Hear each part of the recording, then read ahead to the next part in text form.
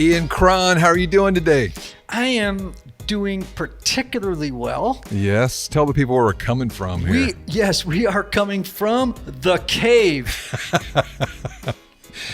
Typology Studios, aka The Cave. Here in the 12 South neighborhood of Nashville, Tennessee, over my garage, actually. That's right. And we had a bunch of people floating through the garage. Was it last Friday? We did, man. We had kind of a housewarming party / come meet all of my kids and their partners party. We had 8 kids, 4 dogs, and we invited another, 30 or 40 people to the house. And I discovered while all those people were there is that we need more rugs and drapes. Right? Because it got too loud. Oh, it sounded like Grand Central Station in the middle of my kitchen, right? Because it was like people yak, yak, yak, yak, yak, and it was like bouncing off all the walls. But that worked to the advantage when we had the little, end the round. We did. We had a bunch of singer-songwriters there. I think I counted 5 Grammy nominees or winners. Wow. In the room. Yeah. And so we just, we got a couple of guitars on the wall, and spontaneously I'll say, hey, everybody sit down. Any songwriters in the room got something? And of course, right? It gets pulling magical. Guitars off the walls. Well, we got them hung. Yeah. It's awesome. I love it, man. A little Bluebird moment. Little Bluebird Nashville Cafe Bluebird moment. in the round. That's right. It was fantastic. And this Monday, we want a countdown here. So it's Friday, and in 2 days we leave for Encampment, Wyoming, for a 5-day fly fishing trip with 20 other guys. Yeah, that's going to be great. That's going to be so good. We're going to be doing our river runs through it. I'm not so sure, given the people going, that it will be that intelligent or beautifully written. Oh, one of my fave fishing movies, by the way. But yeah, we're going to be on Encampment River and Encampment, Wyoming, and we're going to be doing some trout fishing. So I'm looking forward to that with you. Encampment, Wyoming doesn't exactly sound like a metropolis. No, and that'll be nice. Yeah, it will be indeed. Well, hey, we got a fantastic episode today. This is really fun. We're doing a little more of this where we have people that have submitted questions, and so I'm going to read the questions to you, and you're going to give us some feedback. Yeah. Love this. So our first question comes from Gabra Ludi, and she really enjoys the show. She's listened to a lot of the 2 and 9 episodes, and they resonate. She says, I can identify a lot with both numbers, but wanted to figure out if there's a way to know which one I really am. Okay. All right. This is a great question, and I bet you a lot of people have it. It's a very common thing for 2s and 9s to get confused. And there's a couple of reasons for that.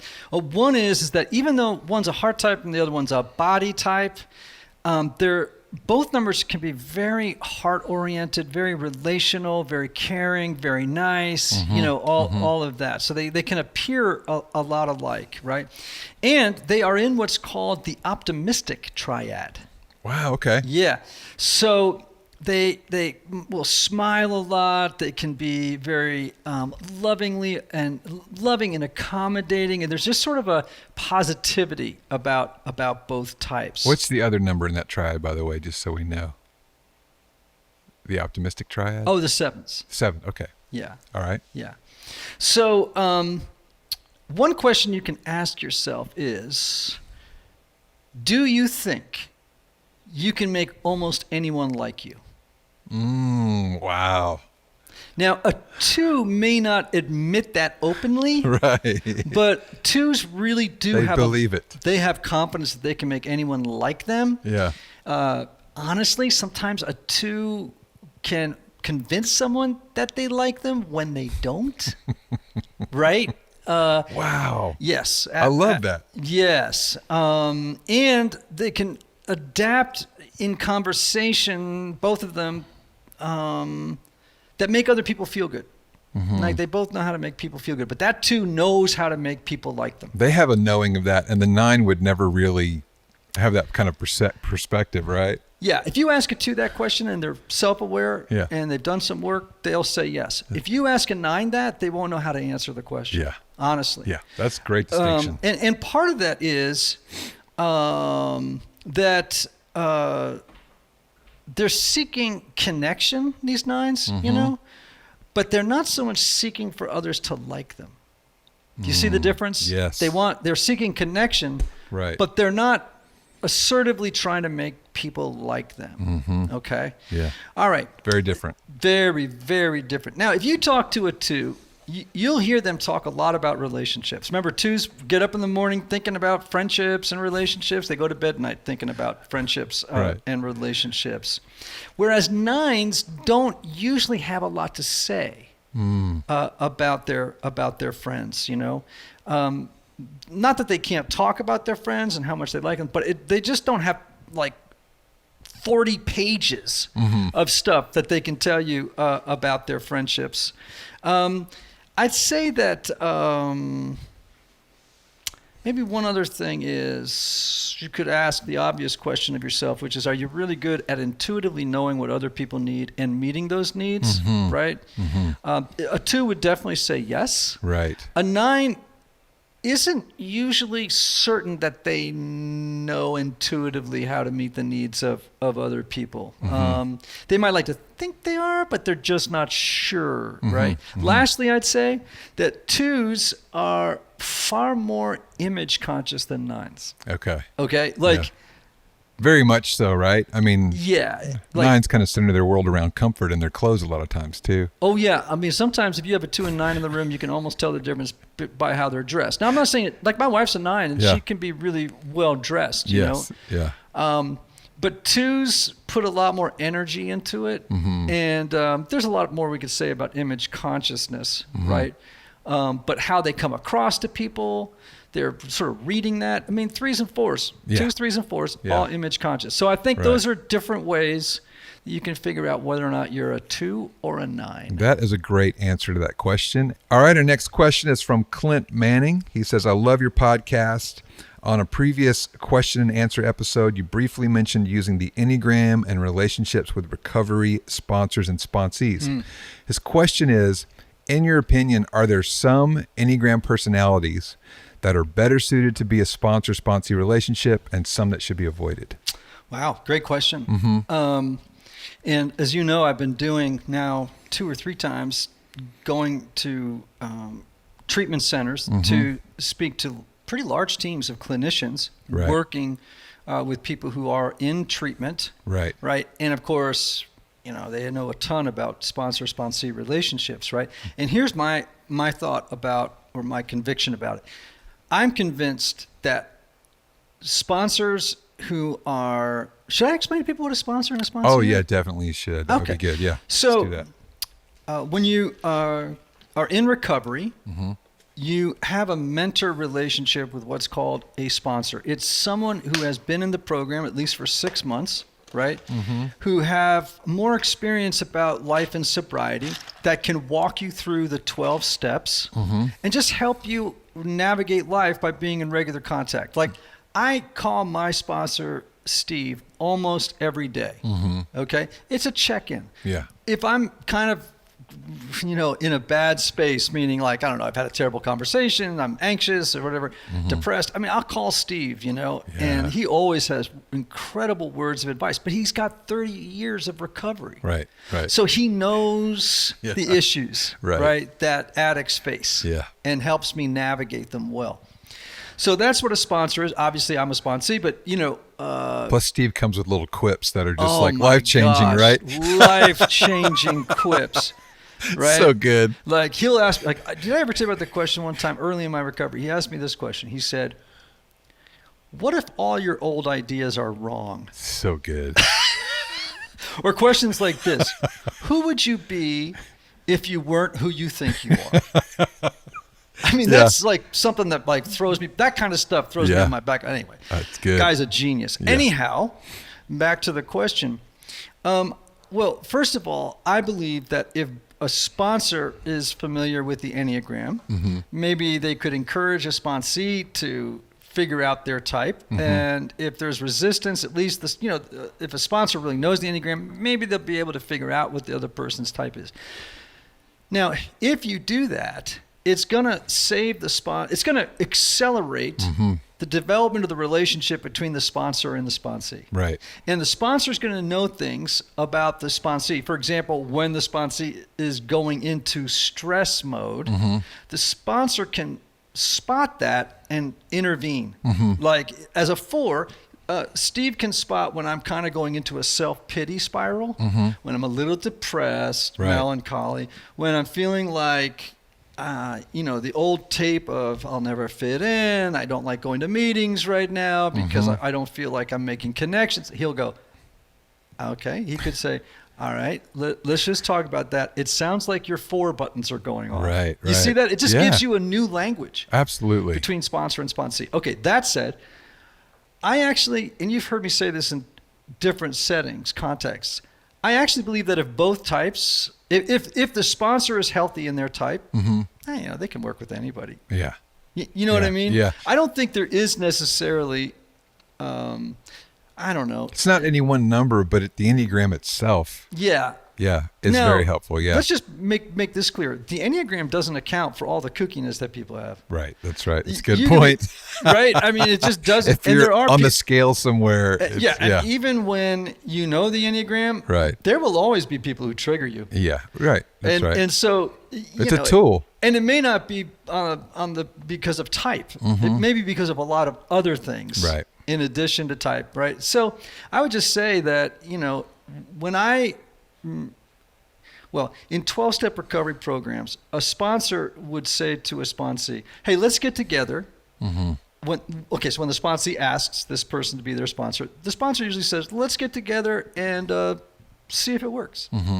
And then the sponsor can say, I'm not sure that we're a good fit, but let me introduce you to someone else who I think might be. Ooh, that's where knowing numbers would be really helpful. Yeah. Or the sponsee will say, I don't think it's a good fit. Right? So, and by the way, no harm, no foul. No one's going to feel hurt in the 12-step world if that's the conclusion of the conversation. Right? Because everybody wants just to help someone else get sober and stay sober emotionally and, in terms of using. So, again, super helpful though. So helpful to have that insight. And again, right, when you know someone else's type, you can figure out in super short order what their inner world is like. If you didn't know their type, it might take you a year to get that information. Right, to get the same, and by the way, with a new person in sobriety, you may not have a year. Wow. You know what I mean? Like, that's good. The faster you can get it, the more likely you're going to be able to help them. Ooh, that's sobering. I mean, if we had a rim shot right now, I'd give you it. I don't know if you'd catch the pun or not, but good on you.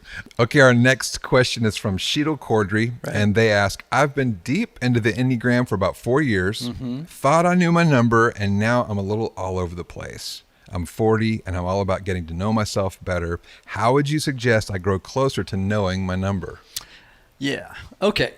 I wish I knew what her type was, right? That would help me to start to answer. It's a big question. It is a big question. And let me give you 2 answers. The one is a topic I've spoken about many times. The other one is one I rarely speak about. Okay. When a person starts to have trouble understanding their type, go look at subtypes, right? If you can't figure out your core type, it may be because you're the counter type. Right. It may be because you are a version of your type that is to be found in the subtypes, and it just gives you a refined picture beyond core type that'll help you. Now let me give you another way. Okay. And this has to do with what are called Enneagram stances. Okay. So each stance has a strategy that helps them get what they want in life, right? Helps them achieve a goal, right? And there's 3, and I'm not going to be able to go into depth on this, but there's 3 different stances, 3 types in each stance, all right? So the aggressive stance are 3s, 7s, and 8s. Okay. So they're the most assertive numbers on the Enneagram. And when they want to achieve a goal or satisfy a desire, they just go and get it. Right. They just go directly and ask for it. Right. Or take it even sometimes. Right. So there's, sort of a proactive sort of posture, and they just are more assertive about going to get what they want. Now, there's what's called the dependent stance. And in that stance are 1s, 2s, and 6s. Okay. Now, they are less assertive than the 3s, 7s, and 8s. Okay. Okay. And when they want something, when they desire something, or they want to achieve a goal, they're going to rely more on relationships Oh, that's good. than let's say 3s, 7s, and 8s who can just go after it on their own, right? They're just go-getters, right? Yeah. 1s, 2s, and 6s, and this is why we call them in the dependent stance, just really will rely on relationships to achieve a goal or to get what they want. Wow, that's so insightful. I love Then that. 4s, 5s, and 9s are in what's called the withdrawing stance. Right. Okay. And when they want something, they desire something, or they want to achieve a goal, they will need to pull away, to be alone with themselves, to figure out how to do it. And they're more self-referencing, whereas 1s, 2s, and 6s would be other referencing. Yes. Right? Right. In their approach. And so for me as a 4, I tend to go inside when I want to achieve a goal. And I get alone, and perhaps when I'm alone, I start to think through how I do it. I might feel my way toward what I need to do, Yes, right? right. Unlike a 5 or a 9 would. But all to say, if you're uncertain of your type, one of the things you can ask yourself is, when I want to achieve something or get what I want, am I assertive in doing it? Or am I more dependent, relying on relationships to do it or to get it? Or am I more withdrawn, right? Now, if you can say, oh, I'm assertive, right? Well, now we've narrowed your type down to 3, 7, or 8. That's so good. Right? And so there's a process of elimination. You've just eliminated 6 types, right? So remember, one of the ways that you helped identify Amy Grant is you backed into her number that way during that episode. Yeah, that was really good. So let's go back to 2s and 9s. We were just talking about that earlier. Yeah. Right? You're uncertain about whether you're a 2 or a 9. Right. In addition to reading up on your type, looking at subtypes, answering the questions I just asked earlier on in this episode, you could ask yourself the question, am I assertive? Am I dependent? Or am I withdrawn in my stance? Right. So the 9 withdraws and the 2 would be dependent. Yeah. So you could just ask yourself those questions. That's and go, really oh, good. yeah, I'm definitely a withdrawn type. So chances are I'm a 9, not a 2. Yeah. You see how that works? Yeah. And that's probably somewhere where someone else that's where friends could help with observation of how you handle situations. Yeah. Right. Yeah. Even though it's so much about motives, the stances in particular, people can go, yeah, I experience you as very aggressive or withdrawn or, relational. Right. When you want something. Yeah. Or when you're trying to accomplish something. Yeah. Yeah. That's good. Yeah, man. Oh, I love that. Well, thank you for answering these questions. You're so very welcome. Yeah, and before we let our people go, I want you to know that we just hosted our Typology Institute membership town hall on addiction this week, and we'd love for you to join us for next month's town hall on July 27th at 7 p.m. Central Standard Time, where we'll be talking about the Enneagram and mindfulness, and we'll be doing a live meditation during the town hall. Sign up at typologyinstitute.com/membership to get the invite. Follow Ian on Typology Podcast or Ian Morgan Cron on Instagram, Facebook, or Twitter. Hey, listen, it's been great to be with you all today. Hope you enjoyed this Mailbag episode. As always, feel free to DM your questions to us on social media as well, and we'll pick up some more of these questions and answer them on another Mailbag episode. Thanks again, all, and have a fantastic week. See ya.